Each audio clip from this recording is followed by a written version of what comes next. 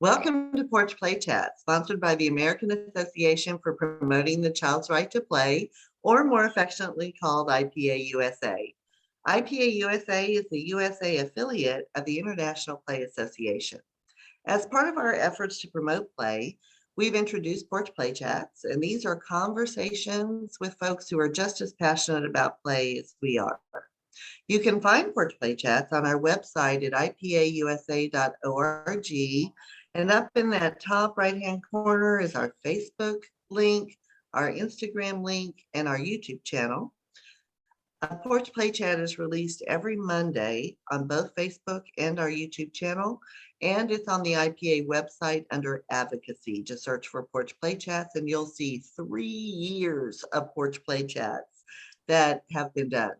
So I'm Deb Lawrence, and I'm president of IPA-USA, and with me on the porch is Lisa Murphy. Good morning. Good morning. Or whatever time it is. Or whatever time it is where you are. And joining us on the porch is Angie Nastovska. And Angie is works for the iLEAD Schools organization, which is an amazing charter school system that believes in play. And I just am like, oh my goodness, amazing. And so she is the iLEAD Maker Schools Network team, part of the iLEAD Makers Network team, and is the Director of Humanities, Innovation, and Academic Rigor. So what I love about Angie is she does that academic rigor, but she focuses on how to do it through play, which is just amazing. And that's what she's going to share with us today.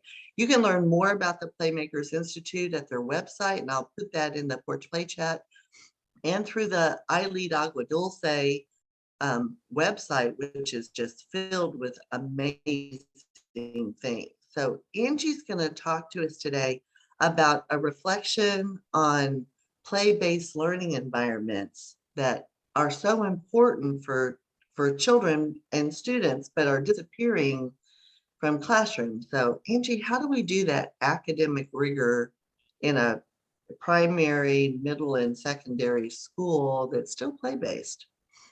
Yeah, so good morning, everyone. Happy holidays if you're watching this after the holidays. And I have to say that I'm a true educator at heart because I started backwards. I finished school really early. So my credential was single subject credential, and I was way too young to start teaching in a high school because I was pretty much similar to the high schoolers way back then.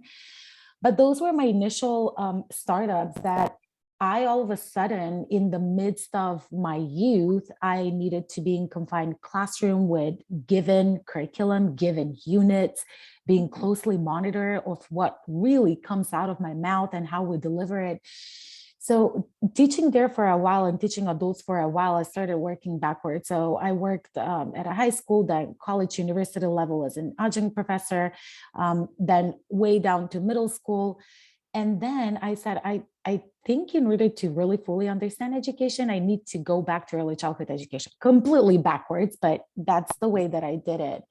So I had an ultimate pleasure and a privilege of, while I was doing those studies, to help a young couple open an early childhood education center.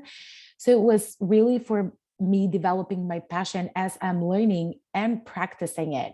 Mm-hmm. So one of the things that I did was learn through observation, because, you know, kids are amazing. I mean, they can teach you so much. You don't even need school if you are really fully devoted to actively observing and participating in their conversations and play.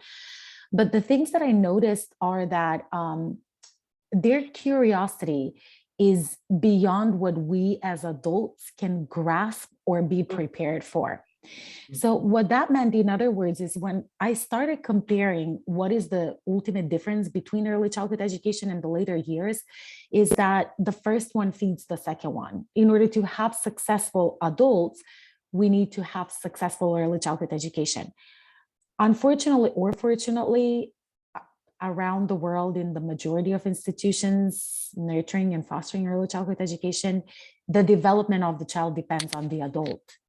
So my realization came to, the conversation needs to boil down to, how do we set up the right conditions And here I'm pausing because a lot of people now have their hair up because setup is very traditional. Confinement is very traditional. Putting bumpers is very traditional, but there's always a fine balance. So there's a fine balance between us as adults trying to interact with an environment and make it very artificial. And there's us as adults intervening with environment to make it as real as possible and conducive to exploration, inquiry, questioning, and things like that. So the reason why I'm saying that is because, again, fortunately or fortunately, early childhood education, the majority of the time happens indoors. And as we all know, play is at its best when it's outdoors, when it's free from physical boundaries and limitations. However, we've got to work with what we have. So if those are the cases that we must conduct early childhood education indoors, then what are the ultimate things that can help our kids succeed, but also help us as adults grow with the children instead of becoming their obstacle? So the simple rule to go by is, if you know that you have the right setup, invite kids before you even open the space. Invite kids. If you manage to offer with that space, kids getting lost, which means after X amount of time, which usually happens to be from 1 minute to 7 minutes, then that's it. And when you're observing as adult, how does it look like, feel like, and sound like, is kids are all over the place, or kids are, you can't find them because they're so deep engaged in something. Kids are by nature starting to do parallel play, cooperative play, asking each other, modeling, doing scenarios, coming to you asking for more, asking what is this, or exploring. So if that happens, that at least we have a decently set up environment where we can feel free that kids can go in and have age appropriate conditions and environment for exploration and for learning. I have a quick question. That was very intriguing. Of course, I'm taking notes. Yes. So I love the idea of letting kids in the room before, it's before you're even open.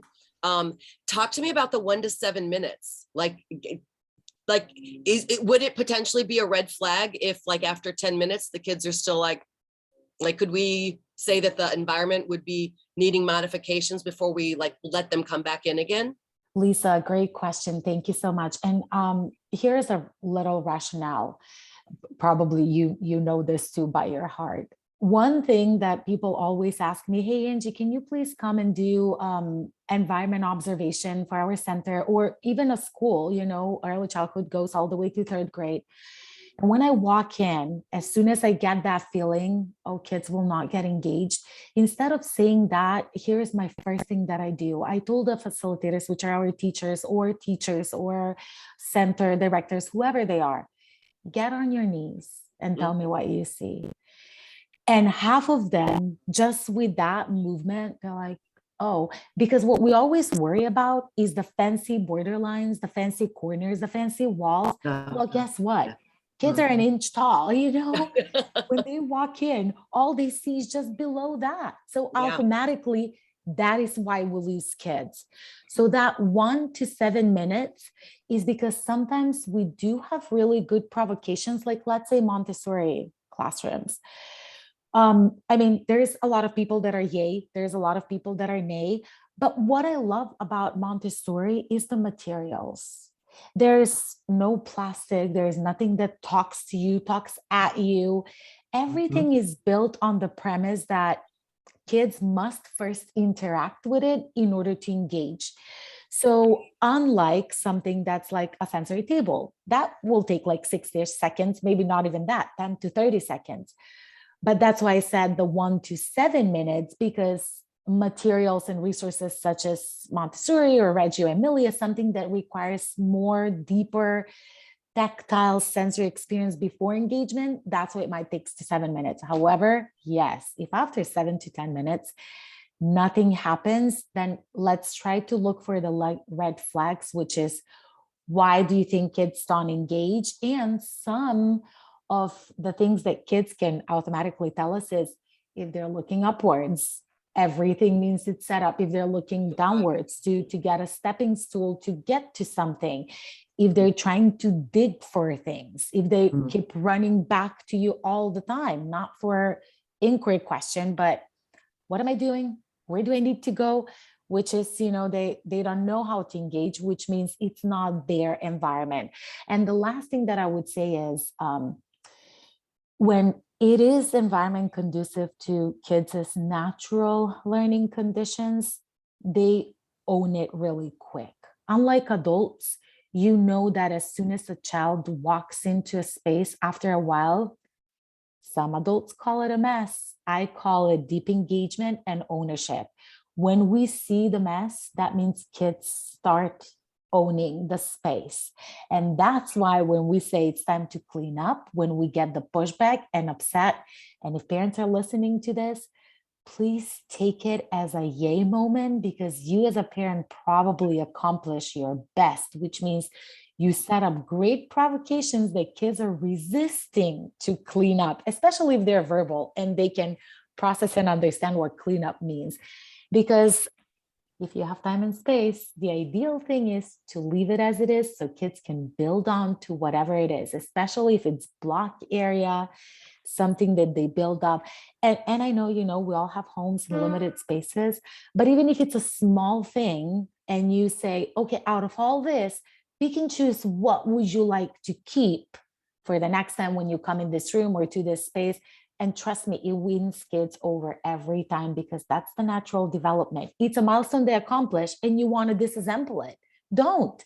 Just leave it there so that they can build on when they come next, because what we are doing as adults, we're ruining everything. And instead of building on that milestone and going to the next fine motor, gross motor, social emotion, whatever it is, development, we make them start from the beginning.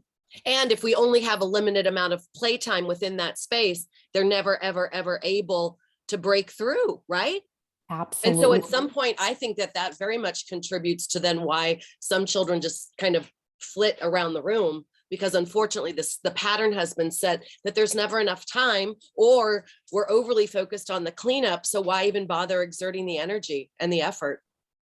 Lisa, you are right. The biggest condition for having great environments is also managing the environments, because anyone can come and set your environment up, but the management is even more so precursor to the success of kids being immersed in play rather than just having a setup.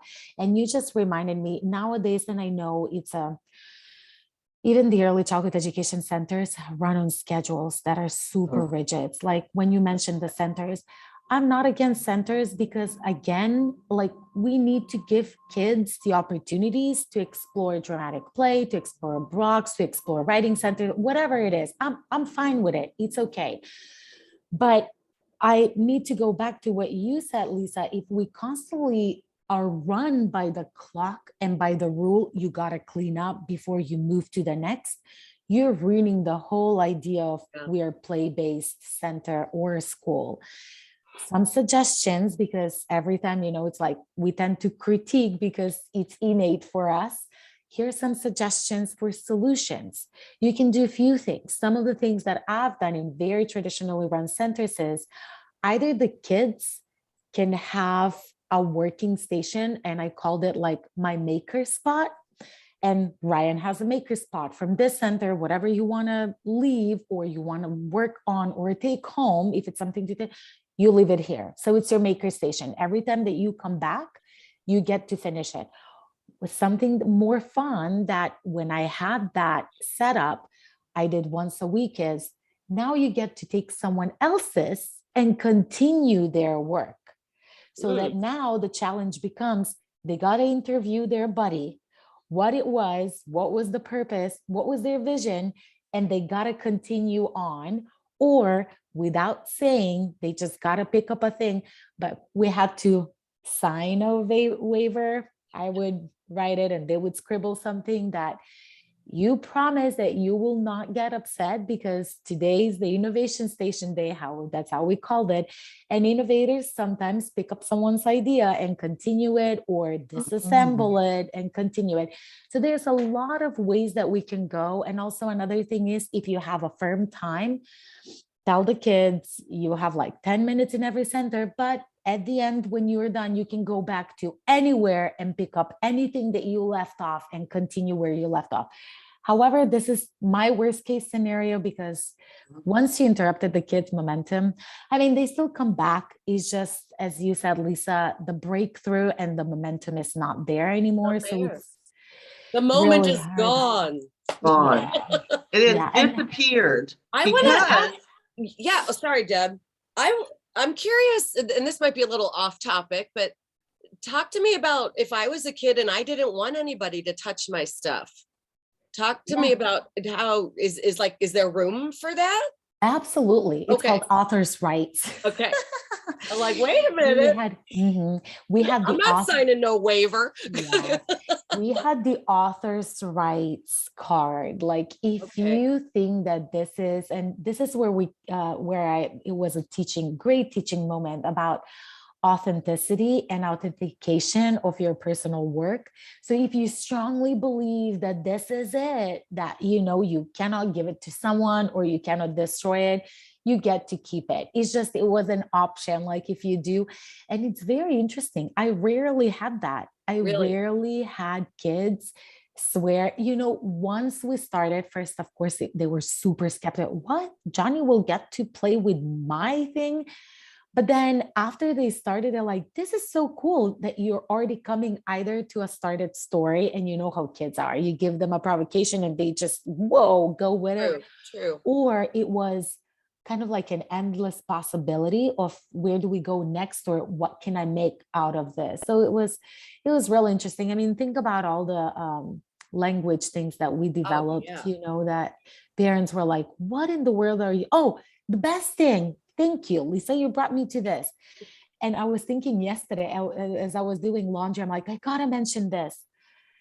When you know that you have the right environment and rigor together, and I want to talk about rigor in a second, but when you know that you have those two combined, and please don't kill me for this, because I swear to my life, I've never forced kids to learn letter sound, sit in phonics lessons. Ugh. It was all through play, and all my kids in preschool would come out reading. And I'm not saying this as like, I'm out of this world. It's all through play. You dig letters and they dig out letters. You do sound bounds and kids learn how to sound, which is so funny. All the kids then went to preschool or to kindergarten. All their assessments come back. Kids need to learn the letters, the letter names. Like, who cares about the letter names? They can read. We don't need those yet. But that was the interesting thing, that every time a parent would come, their comment was, what in the world are you doing? All they say is we played all day. Mm-hmm. And I'm going to try to ask my child, like, well, you did numbers. You know how to add numbers. You did addition. And my child would be like, no, mom, stop it. We don't do additions. We don't read. And they're like, but they read. I'm like, yeah, because they play, and that's the natural way to learn versus, if I forced it. And that is how, all the kids come out reaching multiple milestones, because it's not forced and it's not one way they're getting it. That's Right. another thing. When you sit them in kindergarten through a phonics or phonemic awareness lesson, or when you put a pencil in everyone's hand and you say, this is how you write, the one and only way, of course we're going to start diagnosing kids. I mean, which two kids are the same, yet here we are, sit here, listen to me, or do this, do that the exact same way. Versus with play is, you as a facilitator of the whole thing have an ultimate goal, I don't care how they will get there as long as they get there. It's up to me to give multiple entryways and multiple opportunities for developing whatever the concept is. So, but that was the thing. When kids keep saying, we don't learn anything, we play, it's the best reward ever, especially when parents come back and they're like, they know all the days of the week. They can count. They're starting to blend. They're reading. So you're like, yeah, that's what happens when you stay out of the way. And I think that is the secret that teachers, educators, it doesn't matter where they are, in what grade level or age, if we just get out of the way, magic happens, right? Children are so curious and so excited and want to explore, and it's not drudgery. I take my students back and I say, remember those 1-minute math worksheets? Remember those? And I said, how many of you like math? And nobody raises their hands. And I said, because it's drudgery, right? Yes. How else could you have learned how to add, right? And so and so sometimes, but because, especially in the generation that's now finishing up high school and entering into community college, sometimes they never played. Mhm. Unfortunately. It's So they can't give it sad. back. Yeah. It's so hard for them to see that there's another way of approaching learning, and it's through play. So it's really it's been a powerful lesson, because typically I'd be able to say, where did you play when you were young? Blah, blah, blah. How long did you play there? Unless the audience is 25 or above, I don't have that. They go, I went to camp, Yeah. or I had to stay in the backyard, or I mean, it's tragic that their childhood didn't have play. So how in the world are we going to get them to understanding the importance of play unless they can experience it? And so they can experience it by watching how children are reacting, right? Instead of biting and kicking each other in circle because everybody has to come. Yeah. Oh my goodness. know. So it is like an eye-opening experience for them to see the difference. I want to go back to rigor, Mhm. even though you've talked about rigor and how play, if you just leave them alone, they're going to go with their interests and what their body is telling them they're ready to learn, right? Instead of what we Yes. decide that they're ready to learn. Yes. But how do you do that with the expectations in primary grades and Yes. middle school and in secondary? So can you talk just a little bit? We have like 10 minutes to talk just Yeah. a little bit of, so that we can talk to those educators as well. Yeah, so thank you for that, because iLEAD AquaDolce, and please just visit the website or Facebook, type iLEAD AquaDolce or iLEAD Thorugh Play, because there's a lot of videos of this, that what I'm gonna talk about. We have an excellent, like really super intuitive, superb outdoor classroom person over there. But just a few small things that people can do right away is imagine centers that you let kids naturally explore. You don't tell them where to go at what time, but you just have these centers, and one can be math focused, one can be literacy focused, one can be science focused. And here's a few simple things. One is for literacy, you can have different things on a table. One can be rocks, one can be Legos, one can be nature things, and you can have pen, pencils, whatever, utensils for writing. And then you can have a sign that says, in how many ways can you tell a story with what's on the table?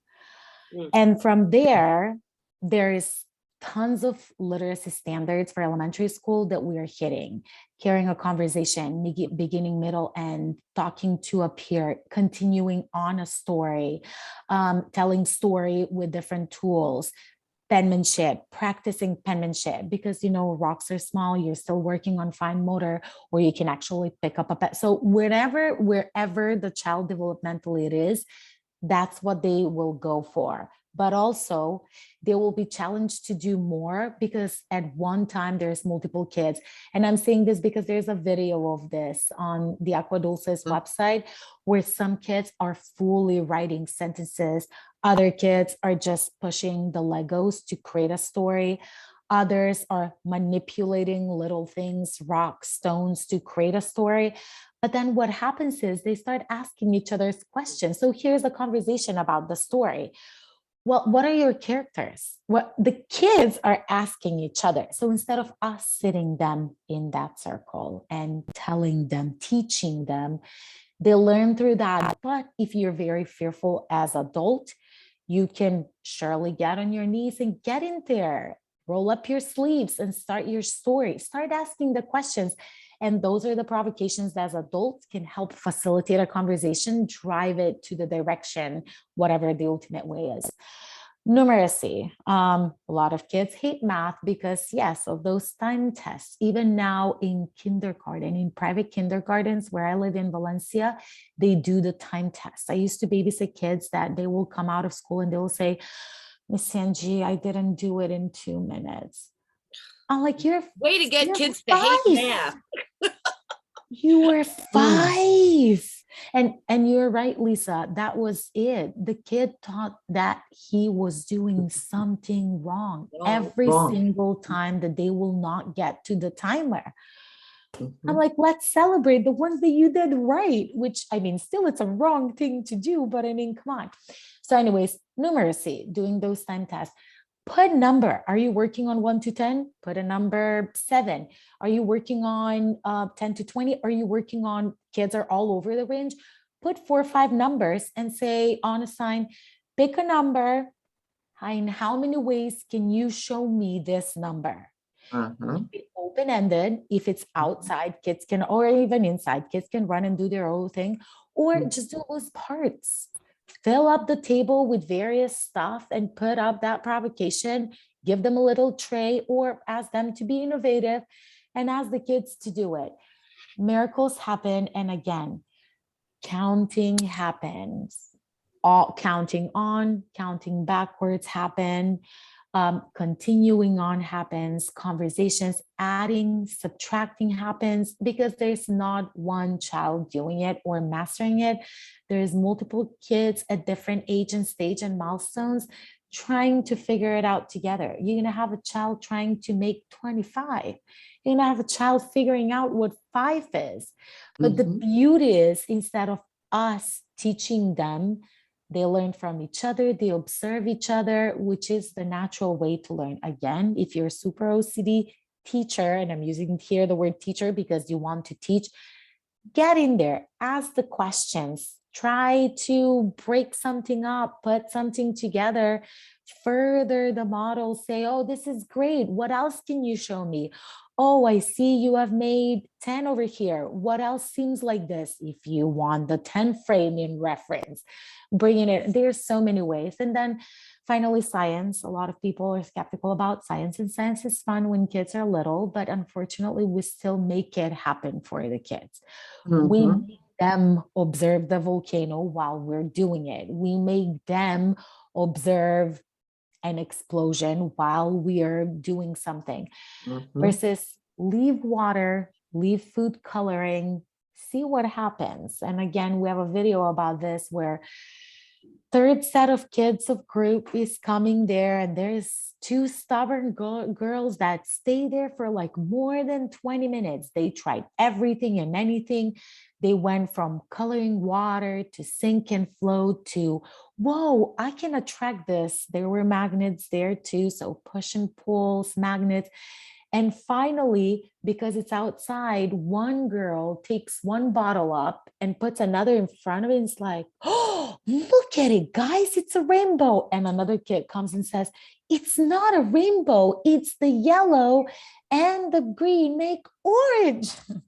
So my instead of God. us teaching primary, secondary colors, they just, and what are the odds that they will remember me telling them that? And what are the odds that they will remember this, that when you ask, when was the last time that you played and you had a memorable moment? Guess what? They are more prone to pull up as a memory. I'm sorry, that So- was 8 minutes. No, that was perfect, but I'm gonna put in a plug because one of the town halls that IPA-USA did is on our website under past events, and it's the town hall of the iLEAD Agua Dulce outdoor classroom. So I have to tell you, it's amazing. So go and you have Aiden and Lisa. Aiden Bybee is the outdoor classroom teacher, and Lisa Latimer is the director there. And they were talking about this outdoor classroom. It is an amazing town hall. So please go and look at that. Just IPAUSA.org under advocacy past events, and there's the town hall. It's incredible.